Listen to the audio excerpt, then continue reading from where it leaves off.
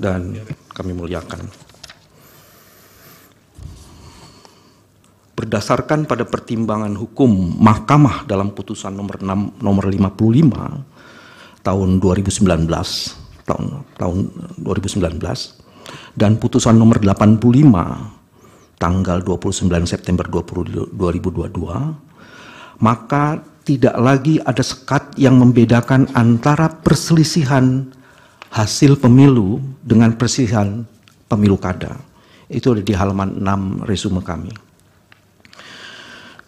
Pada dasarnya, di halaman 7 sekarang, praktek beracara di Mahkamah Konstitusi dan Mahkamah Agung serta di negara-negara di dunia mempunyai dan memperlihatkan dasar fundamental yang paradigmatik sama.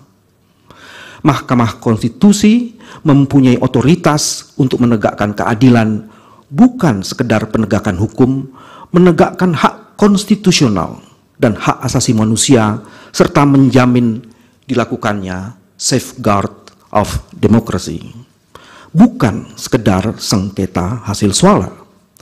Oleh karena itu, Mahkamah Konstitusi dipastikan akan membatalkan hasil proses pemilihan yang didapatkan dari penyalahgunaan kewenangan presiden, kekuasaan dan penyelenggara pemilu, serta pelanggaran dan kecurangan yang berat dan akut dalam proses penyelenggaraan pemilu dan pilpres.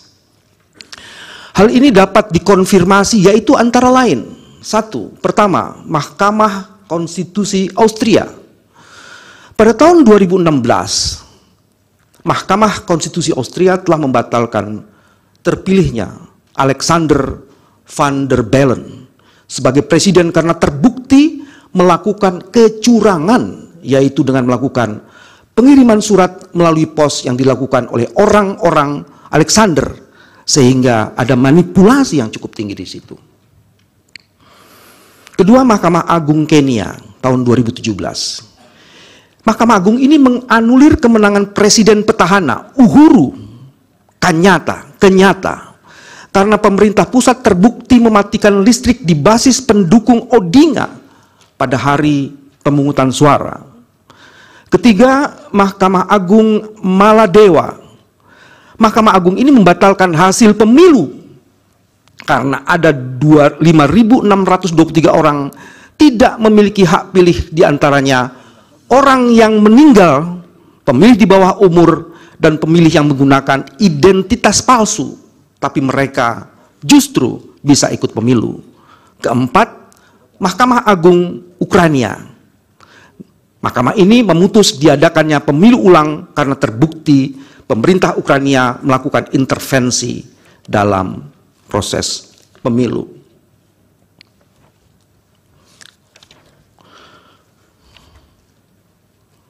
Saya lanjutkan ke halaman 7 poin.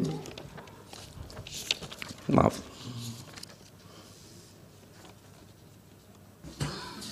Bisa langsung kedudukan hukum, Pak Bambang. Ya, saya masuk di pokok permohonan. Baik, silakan. Kedudukan hukum dan bagian lainnya sudah ya, dianggap tenggang waktu permohonan sudah dianggap dibacakan.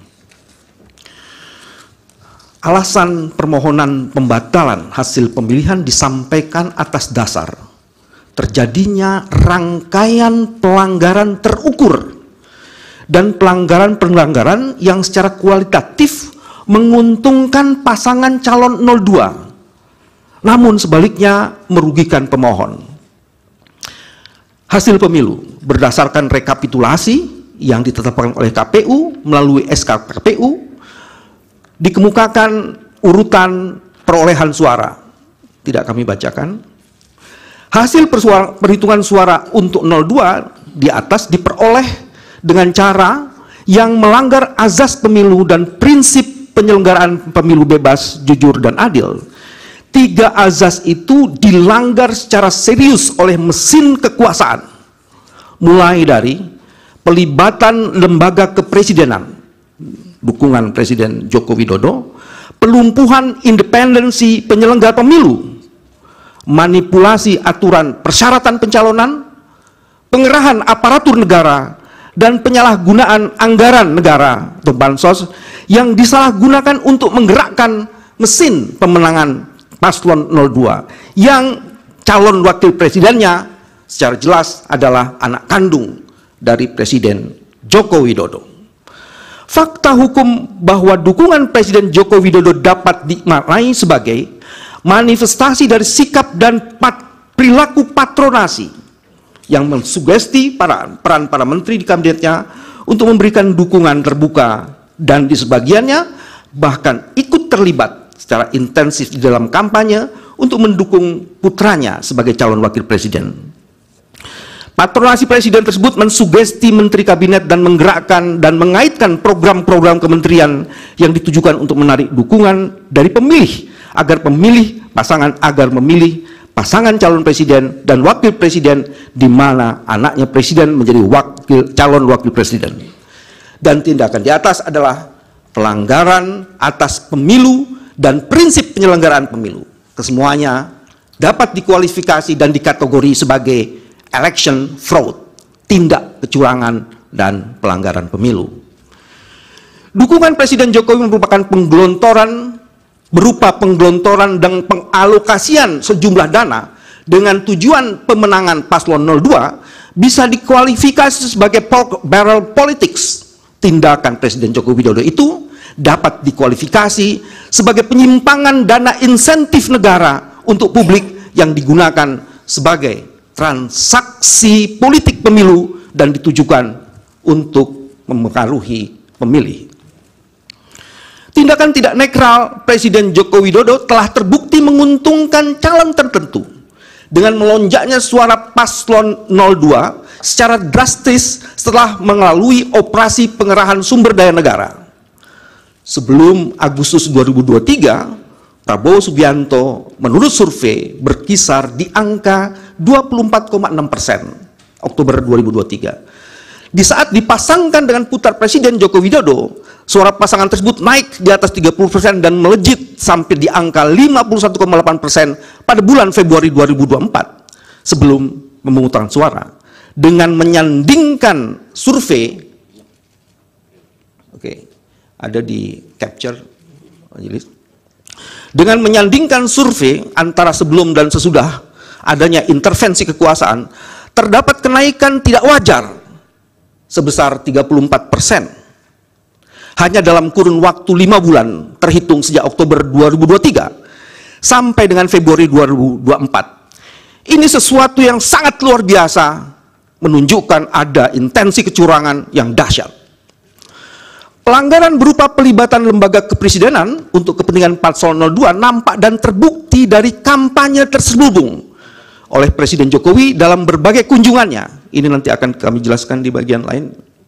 Yang disertai dengan pembagian bansos di provinsi yang menjadi area operasi adalah wilayah di mana Prabowo Subianto ternyata memperoleh suara rendah pada pemilu 2014 dan 2019 dengan sasaran pemilih diperkirakan 27 juta.